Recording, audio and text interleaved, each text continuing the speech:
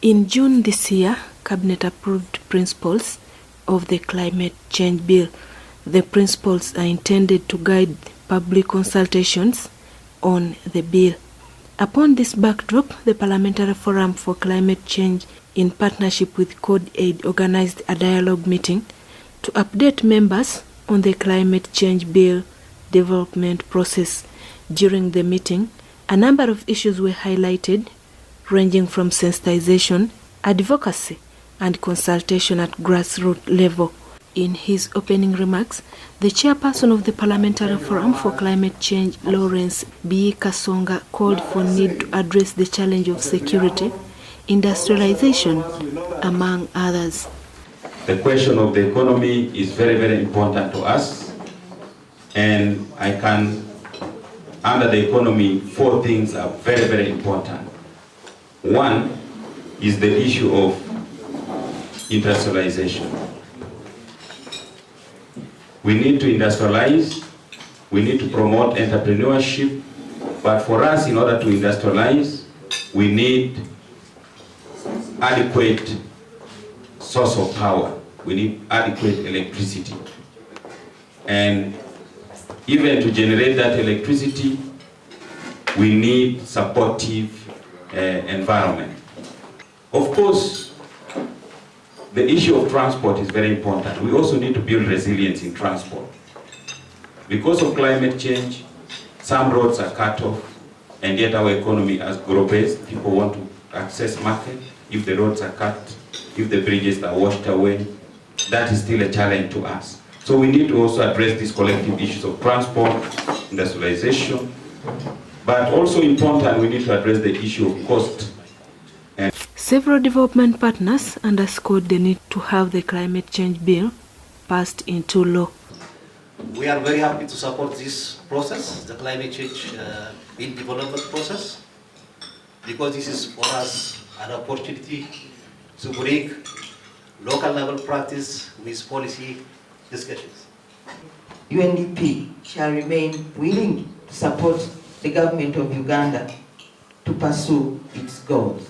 Thank you very much. If the measures basing on these on this law, if the right measures are taken with the right support from within the country and outside, then there are a lot of opportunities for socio-economic development, for green growth and sustainable development in the future.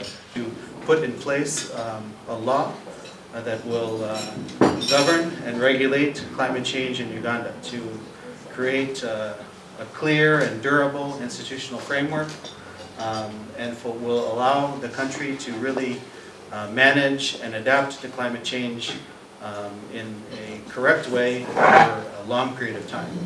The chairperson of the Committee of Natural Resources, Alex Byarugaba, asked concerned bodies to put everything into action rather than talks. He also stressed the need to have the Climate Change Department autonomous, as it will smoothen the adaptation and mitigation of climate change. I know your consultations, but they're endless. That's why, yes, consultations. They're endless, and I think it's high time really we put down our feet and say, no, let's do something. And I think we can do it. Even that 100,000 Uganda, is it US dollars, really? Honestly, I don't want to preempt anybody, any debate on it.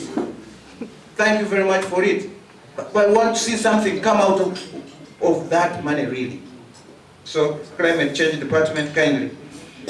Building resilience is not a simple thing. In our youth and in our economy, we're talking about Boise, for instance. Why does Boise flood every other rainy season? Short or prolonged, it must flood. Why? Yet we pump in money every other year.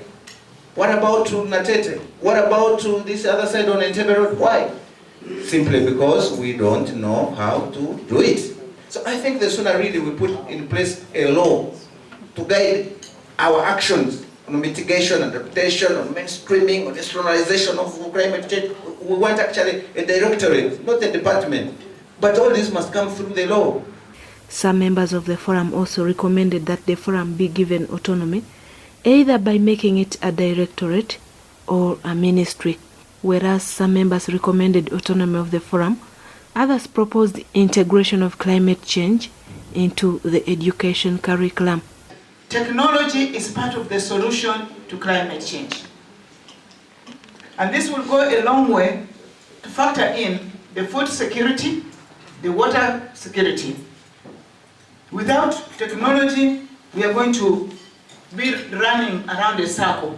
And we must be very precise. In our recommendations, I've said this, even in my alternative policies long time ago, this has been running. We need to have it placed in a full-fledged home, like a ministry or a directorate, whatever, but I don't believe in directorate. I want a ministry so that we fast track it. Either authority or an independent commission, a statutory commission, because then, as Honorable Winnie said, we would know then that it would be biting. But now to have it just as a mere department under the ministry does not help us. So I want to disagree because we already so far have so many ministries. Some of these ministries are not even financed to do what they are supposed to do. So in order for us to really have a good focus, we would rather work within the ministry where we are and emphasize the importance of maybe having an authority like Honorable Willie has suggested.